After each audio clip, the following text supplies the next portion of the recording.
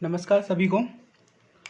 जैसा कि आप लोग जानते हैं कि अभी तक केमिकल रिएक्शन और इक्वेशंस के हमने 2 पार्ट कर लिए हैं और पार्ट थर्ड है जो कि आज लास्ट है।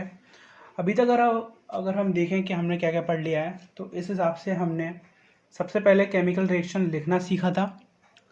उसके बाद उसको बैलेंस करना सीखा था कि उसको हम बैलेंस कैसे करते हैं, ठीक है, जो कि सबसे इम्पॉर्टेंट था, जो कि हर सेक्शन में इस चैप्टर का मतलब आगे की आपकी जो पढ़ाई है हर चीज़ में केमिकल रिएक्शन बैलेंस तो आपको करना ही पड़ेगा। ठीक है, ये अगर आपको चैप्टर ढंग से करना है तो समझ लीजिए आपको रिएक्शंस याद करनी पड़ेंगी लिख लिख कर।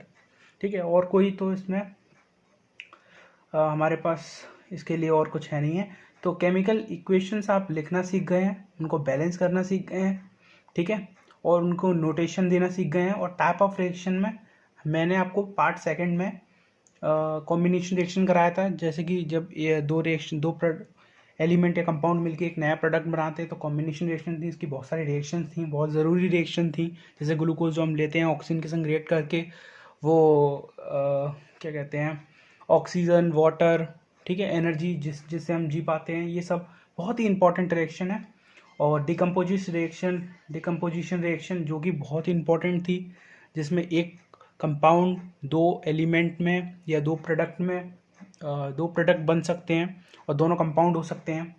ठीक है, तो ये सब थी। और आज जो हम पढ़ने जा रहे हैं ज़्यादा देर ना करते हुए, डिस्प्लेसमेंट रिएक्शन बहुत ही इजी है। ठीक है, तो सबसे पहले मैं आपको एक रिएक्शन लिख के दिखाऊँ इसकी। इसमें होता है हमारे पास Fe, ये सॉलिड फॉर्म में होता है, प्लस CuSO4, ये होता है कॉपर सल्फेट। ठीक है, तो क्या होता है, ये इसके संग रिएक्शन करता है क्योंकि ये पॉजिटिव चार्ज, ये पॉजिटिव चार्ज, ये नेगेटिव होता है, तो प्लस माइनस पे अटैक करेगा तो FeSO4 बना लेगा, प्लस Cu को बाहर कर देगा। इसी को बोलते हैं डिस्प्लेसमेंट रिएक्शन। इसका नाम डिस्प्लेसमेंट क्यों पड़ा, क्योंकि यहां पर Fe क्या है, मोर रिएक्टिव है। ठीक है, अभी तो आपको ये चीज़ याद करनी पड़ेगी कोई किससे रिएक्टेड है, आपको 2-3 याद कर लेंगे काम चल जाएगा। पर आगे जब आप 12th में आएंगे तब आपको एक पूरी केमिकल सीरीज याद करनी पड़ेगी। पर यहाँ पर आपको 2-3 अंदाजा ही लगाना है, ज़्यादा कुछ है नहीं एनसीईआरटी में और ज़्यादा कुछ आएगा नहीं। तो Fe क्या करेगा, ये इससे ज़्यादा शक्तिशाली है। Fe ये लेस रिएक्टिव है, तो क्या होगा, ये मोर रिएक्टिव है, लेस रिएक्टिव है, तो ये इसमें लाद देगा, इसको हटा देगा अपनी जगह से। तो ये जब यहाँ से हटा देगा तो ये कंपाउंड बना लेगा और ये कॉपर रह जाएगा। अब बोर्ड में एक क्वेश्चन आता है कि जो Fe होता है, ठीक है, ये आयरन की तरह एक हमारी एक निडल है। ठीक है, तो ये शुरू में अलग कलर की होती है, बाद में ये ब्राउन की हो जाती है। ब्राउन क्यों हो जाती है, इसकी वजह से। ठीक है, ब्राउन कलर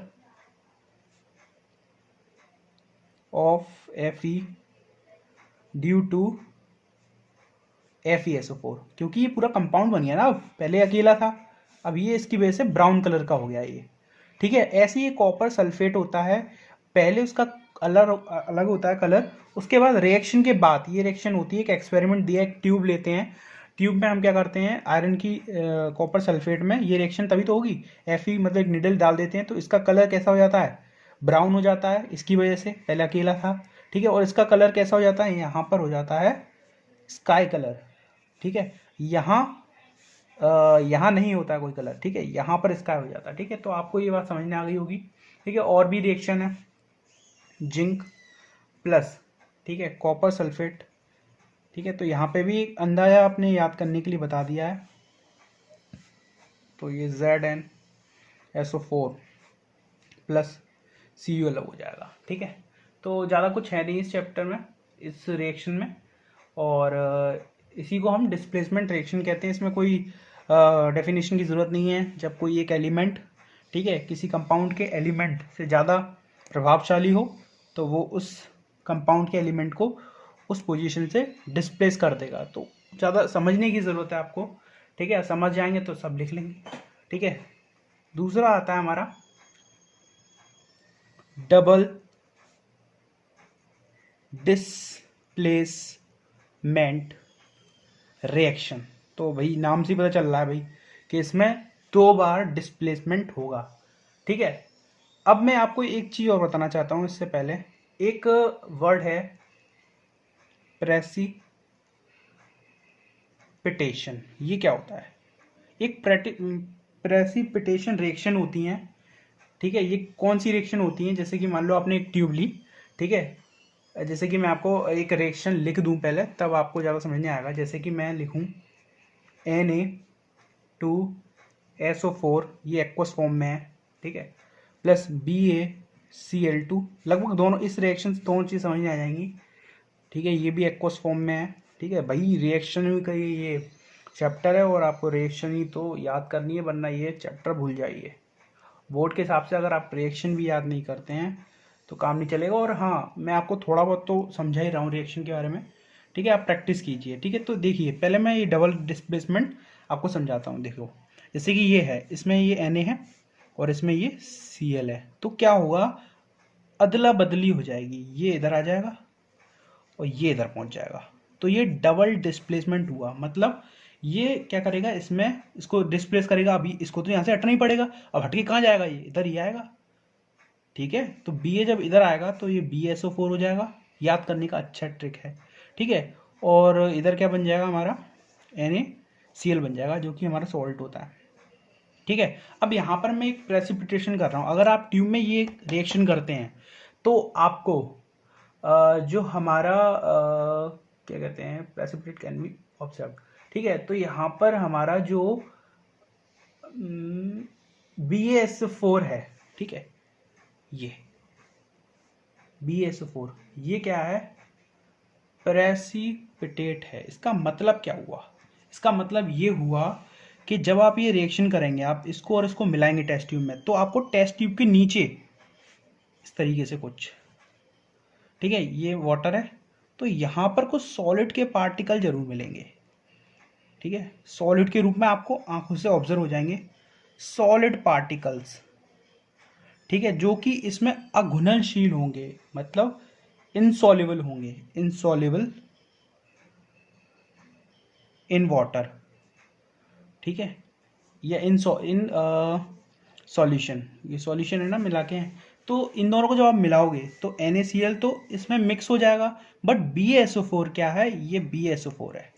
ये जो सॉलिड पार्टिकल्स हैं ये BaSO4 हैं। ठीक है, इसी रिएक्शन को हम प्रेसिपिटेशन रिएक्शन कहते हैं, क्योंकि बीच में ये इनसॉल्युबल है, ये मिले ही नहीं है। तो इन्हीं को हम क्या बोलते हैं, आपको दिख रहा है ना। ठीक है, इसी को हम बोलते हैं प्रेसिपिटेशन रिएक्शन भी बोलते हैं। ठीक है, प्रेसिपिटेशन बन क्यों रहा है, इसका रीजन भी दिया है NCERT में। तो वो हमारे Ba के ऊपर 2+ होता है और SO के ऊपर 2-4 होता है। तो इन चार्जों की वजह से क्या हो रहा है, प्रेसिपिटेशन बन रहा है। ठीक है, तो इतना ही कुछ है, रिएक्शन भी ज़्यादा नहीं है, एक ही रिएक्शन दिया है NCERT में। ठीक है, इसके बाद सबसे इम्पॉर्टेंट है, उसके आगे जल्दी से बढ़ता हूँ मैं, ऑक्सीडेशन एंड रिडक्शन। ये बहुत इंपॉर्टेंट है। आजकल जो आपकी डेली लाइफ है उसमें क्या है, आसपास ये चीज़ आपको ऑब्जर्व करने को आसानी से मिल जाएगी। देखिए इसमें होता क्या है, आपको 2 चीज़ याद करनी है। ठीक है, ऑक्सीडेशन कब होगा, जब हमें गेन होगा ऑक्सीजन एलिमेंट का, और या लॉस हो हाइड्रोजन का। अब आपको इससे बात समझ नहीं आ रही होगी, मैं आपको रिएक्शन से समझाता हूँ। ठीक है, मान लीजिए ये हमारा 2 टाइम्स ऑफ कॉपर है। ठीक है, एक बोर्ड में क्वेश्चन भी आता है इसका कि ये ब्लैक कॉपर होता है। ठीक है,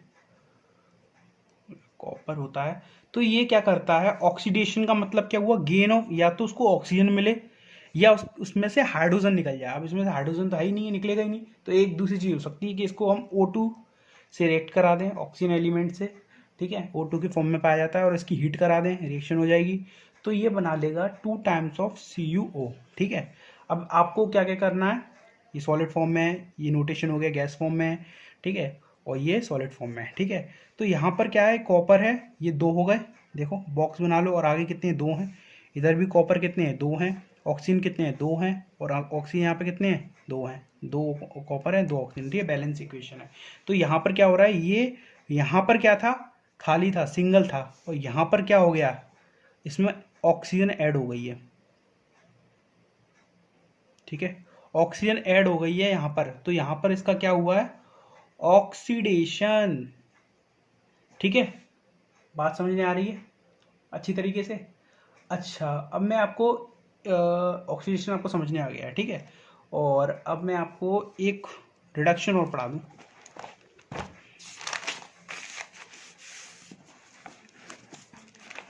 देखिए, तो रिडक्शन के बारे में अगर मैं बात करूं, ठीक है, रिडक्शन कब होता है, तो रिडक्शन के लिए उल्टा है, इसमें क्या होगा, रिडक्शन गेन ऑफ हाइड्रोजन। ठीक है, तो आप एक याद रख सकते हैं, रिडक्शन हाइड्रोजन को फेवर करता है। ठीक है, फेवर ऑफ हाइड्रोजन वो ऑक्सीजन को, क्योंकि ऑक्सीडेशन है, ये रिडक्शन है तो हाइड्रोजन को गेन ऑफ, और हम क्या कह सकते हैं, लॉस ऑफ ऑक्सीजन। ठीक है, ये बोल सकते हैं। तो एक रिएक्शन है जैसे कि CuO है, ठीक है, ये कंपाउंड है पूरा, ठीक है, और ये H2 के संग रिएक्ट कर रहा है। ठीक है, तो अब क्या बना रहा है, ये हीट देने के बाद ये बना रहा है हमारा बना रहा है Cu प्लस H2O बना रहा है। ठीक है, तो यहाँ पर देखिए, ध्यान से देखिए, यहाँ पर क्या है, ऑक्सीजन है, और यहाँ से यहाँ जाने पर ये क्या है, ऑक्सीजन नहीं है, तो लॉस ऑफ ऑक्सीजन, या फिर क्या कहते हैं, लॉस ऑफ ऑक्सीजन हो रहा है यहाँ पे। तो यहाँ पे क्या हो रहा होगा इसका, बताइए, यहाँ हो रहा है रिडक्शन, क्योंकि यहाँ ऑक्सीजन है और यहाँ ऑक्सीजन नहीं है, तो लॉस ऑफ ऑक्सीजन किसको फेवर करेगा, रिडक्शन को। आपको ये बात याद करनी पड़ेगी कि रिडक्शन मतलब गेन ऑफ हाइड्रोजन और लॉस ऑफ ऑक्सीजन, और ऑक्सीडेशन गेन ऑफ ऑक्सीजन और लॉस ऑफ हाइड्रोजन। ठीक है, और यहाँ पर देखिए, ये H2 है। ठीक है, अब H2 से यहाँ पर क्या हो रहा है, ऑक्सीजन ऐड हो रही है। ठीक है, ऐड हो रही है ऑक्सीजन यहाँ पे, तो यहाँ पर क्या होगा, ऑक्सीडेशन। ठीक है, और यहाँ पर क्या था, ऑक्सीजन थी, यहाँ से ऑक्सीजन चला गया, तो ये हो गया रिडक्शन। ठीक है, ये रिड्यूस हो गया, इसको रिड्यूस बोलते हैं, ये ऑक्सीडाइज हो गया। ठीक है, आपको दिख रहा है, ठीक है, ये ऑक्सीडाइज हो गया। ठीक है, तो आपको समझने आ रहा होगा। तो इस वाली रिएक्शन की खास बात क्या है, इसको हम रेडॉक्स रिएक्शन बोलते हैं।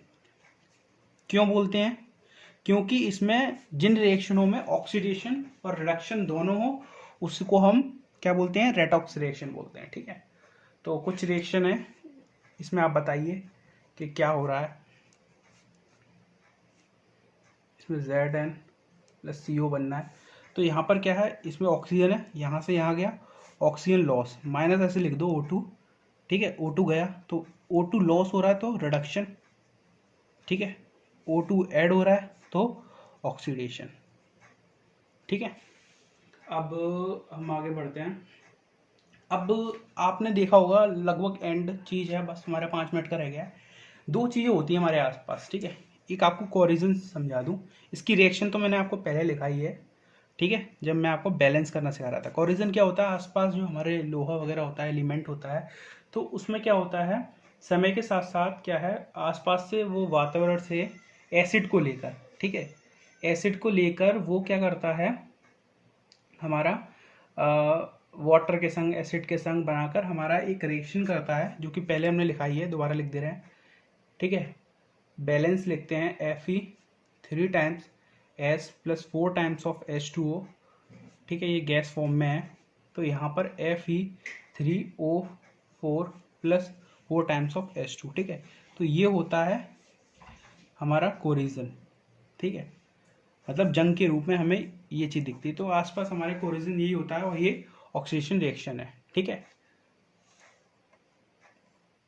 ठीक है, तो इसी तरह क्या हुआ, ये आसपास कोरिजन हो गया है। ठीक है, इसमें क्या हुआ है, H2O से क्या नाम है, यहाँ पर क्या हो रहा है, ऑक्सीडेशन हो रहा है, और यहाँ पर क्या हो रहा है, रिडक्शन हो रहा है। ये आपको समझने आ गया होगा, ठीक है। एक और है, ये ऑक्सीडेशन रिएक्शन की एक एप्लीकेशंस हैं। मान लीजिए एक है रेंसिडिटी। ये क्या होता है, ये क्या होता है, जैसे कि आपने देखा होगा जो चिप्स वगैरह के पैकेट होते हैं, ठीक है, वो उनके अंदर क्या है, वो एयर टाइट होते हैं, ठीक है। वो एयर टाइट इसलिए होते हैं क्योंकि वो फैट से मिलके बने होते हैं, और जब फैट ऑक्सीजन के संग रिएक्ट करता है तो एक अलग स्मेल बनाता है। जैसे हम कभी कभार कहते हैं सड़े हैं, ये है, तो वो ऐसी स्मेल देते हैं जैसे कि हम खा नहीं सकते हैं। तो फैट के संग ऑक्सीडेशन हो जाता है क्योंकि ऑक्सीजन जुड़ जाती है। तो इस वजह से हम क्या करते हैं, हम जब उन चिप्सों को बनाते हैं तो लंबे समय तक उनको बनाए रखने के लिए हम उसमें नाइट्रोजन गैस भर देते हैं, एयर टाइट कर देते हैं। और इस हिसाब से आपका ये चैप्टर लगभग ख़त्म हो गया है, और आप एनसीईआरटी से और इसको पढ़ लेना।